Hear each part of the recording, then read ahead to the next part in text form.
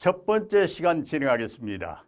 첫 번째 시간에는 낚시라는 어떤 것이냐, 사전적 의미로 보면은 낚시 바늘에 미끼를 달아서 물에 담궈서 물고기가 미끼를 물면은 잡아내는 행위, 이 자체를 낚시라고 되어 있습니다. 태고 때에는 사냥과 더불어서 생존 수단으로서 낚시였죠.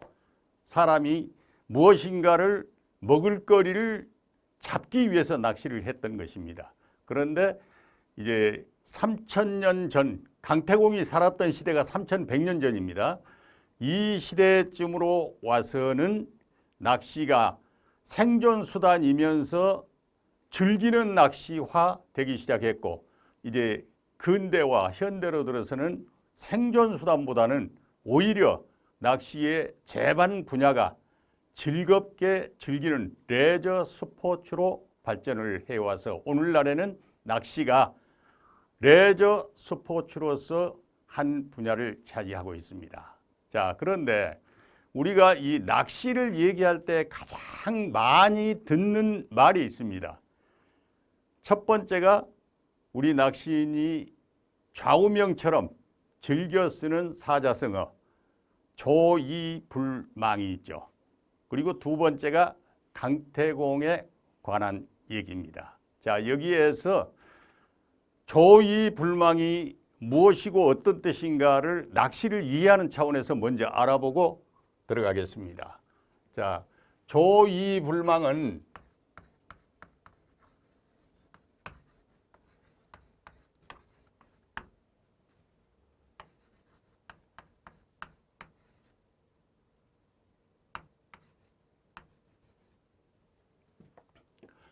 이 조이불망은 논어 수리편에 나오는 말입니다.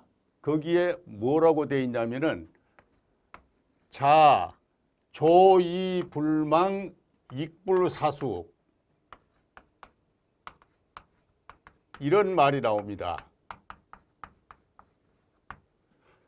이게 무슨 말이냐면은 여기서 자는 공자님을 일컫습니다. 그러면서 또 한편으로는 스승님이라는 의미가 있습니다. 그리고 조이불망은 물고기를 잡을 때 낚시는 하되 그물질은 하지 않는다. 이런 뜻을 가지고 있고요. 그에 붙어 나오는 익불사숙은 사냥을 하되 이 짐승 새를 잡되 둥지에 안주하고 있는 새, 즉 잠을 자거나 알을 품고 있는 새를 쏴서 맞추지를 않는다. 이런 뜻입니다. 그런데 제가 이 얘기를 하는 것은 낚시를 이해하는데 잘못 쓰는 상식의 오류가 있기 때문입니다. 거의 대부분이 공자님이 그렇게 가르쳤다, 공자님이 조이불망이라고 말씀하셨다, 이렇게들 이해하고 얘기를 합니다. 그러려면은 자는 조이불망이 아니고 자왈 조이불망에서 가로할자를 써서 공자님 가라사대, 공자님이 말씀하시기를 낚시는 하되 그물질은 하지 않는다라고 하셨다, 이렇게 하는 건데 잘못된 겁니다. 자는 요거이 맞고 자왈로 풀이하는 것은 틀렸습니다. 다음으로 이제 강태공을 얘기하면은 우리 낚시하는 사람들을 일컬어서 거의 모든 사람들이 강태공이라 그러죠.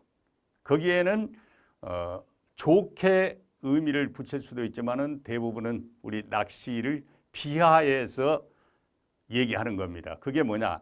강태공은 고둔바늘, 그 바느질 같은 고둔바늘 말이죠. 여기에 미끼도 없이 물에 던져놓고 게을러 터져가지고 허송세월하면서 시대착오만 기다렸다가 어느 날 문왕을 만나서 일약출세했던 사람이다. 그러니까 게을러 터지고 할 일 없이 하는 것이 낚시질이다, 이렇게 표현할 때 이제 강태공 얘기를 하는데 아닙니다. 강태공을 얘기할 때 미끼도 없는 고둔바를 넣어놓고 있었다 하는 것이 오해가 있었는데요. 그게 왜 오해가 됐냐? 고둔바늘을 표현할 때 직침이라고 되어 있습니다. 이 직침을 풀이하면서 이 꼬루 고둔발을, 즉 말해서 낚싯발을 하면 우리가 연상되는 게 고둔바늘이 가지고 이렇게 휘어서 미늘이 있고 줄이 매지고 여기에 미끼를 껴서 그래야 물고기가 입에 걸리는 거 아니겠습니까?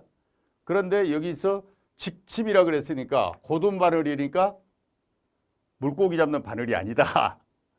심지어는 바늘을 이렇게 생각하는 게 아니라 이렇게 바느질하는 바늘을 이렇게 세워놓고 물에 담궈놓은 것처럼 연상을 합니다. 그런데 아닙니다. 이 고든 바늘이 이 시대에 실제로 물고기를 낚았던 바늘입니다. 중국에서 직침은 이렇게 생겼습니다.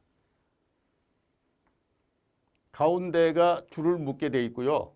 양쪽으로 날카로운 끝이 이렇게 되어 있습니다. 여기에 줄을 묶어서 이렇게 미끼를 이쪽에 날카로운 끝에 걸쳐서 이쪽 끝에 걸쳐서 미끼를 물에 던집니다.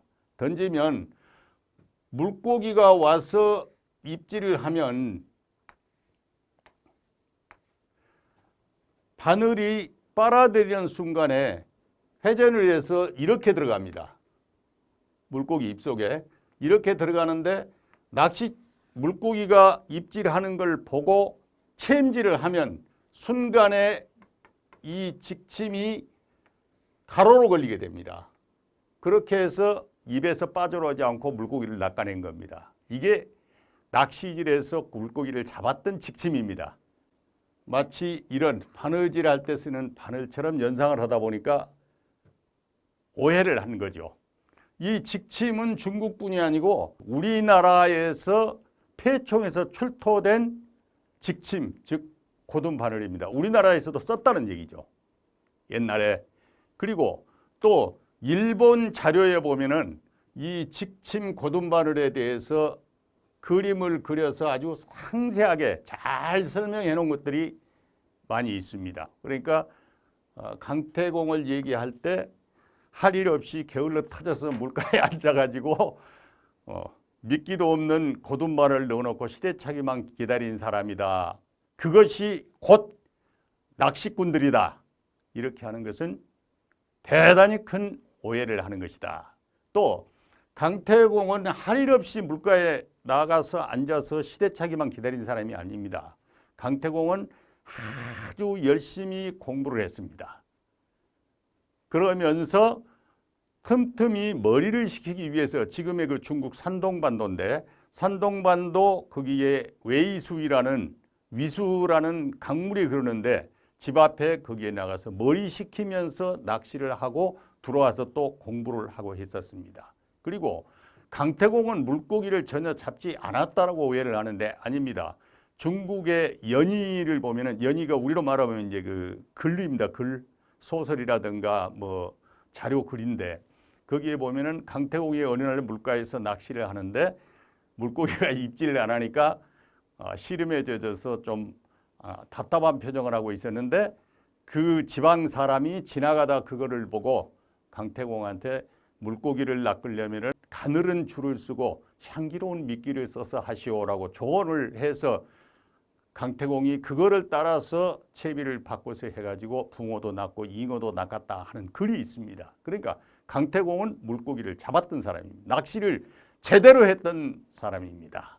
그리고 공부를 많이 해서 나중에 그 문왕을 만나서 문왕이 모시고 가서 국사, 은나라를 멸하고 주나라를 세우는데 그때 주나라를 세우는 중국에서 가장 큰 통일된 나라입니다. 세우는 국사, 요즘으로 말하면 이제 국무총리급에 해당되는 그 자리에 있으면서 중국 천하 통일을 하는데 재상으로서 역할을 했고 나중에는 그 공으로 해서 그 제나라 전국 시대 7대 강국 중에 하나인 제나라의 시조 왕이 돼서 아주 번성한 나라를 관리한 분이셨고 또 전략에도 뛰어나서 여러분들 얘기 많이 들었을 거예요. 육도 삼약 얘기를 많이 합니다. 전략 얘기할 때.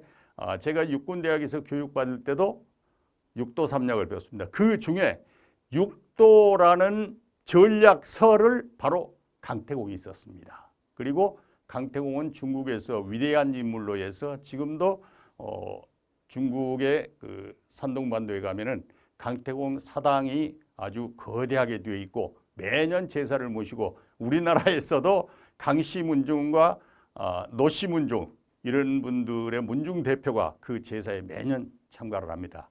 자, 낚시는 어떤 것인가? 허리 없이 게으른 사람들이 취미로 하는 것이 아니다 하는 걸 제가 말씀드리고자 하는 겁니다.